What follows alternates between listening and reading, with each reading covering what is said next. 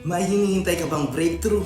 Paano kung ang breakthrough na hinihintay mo ay hindi kulang sa panalangin, kulang sa pagsunod sa Kanya?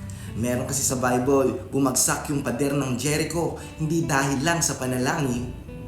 Bumagsak ito dahil sumunod ang bayan ng Diyos sa Kanyang utos. Ganun din naman sa panahon ni Pedro, nung maghapong ng isda.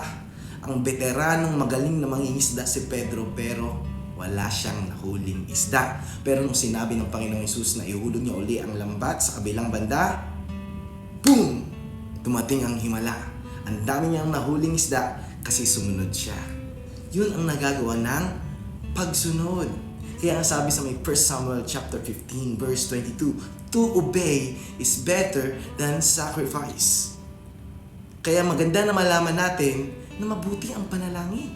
Binabago ng Diyos ang ating mga puso para matutunan natin sumunod sa Kanya. Kaya tandaan natin, gusto ni Lord, yes, na mag-pray ka sa Kanya because prayer invites God's direction sa buhay mo. But obedience releases God's breakthrough sa buhay mo. Ito ang inyong Kuya Jacob, ang inyong kabisahero, nag-iwan sa bawat isa ng shalom and God bless. Huwag niyo kalimutan mag-follow, mag-like, mag-comment at i-share ito. Salamat po!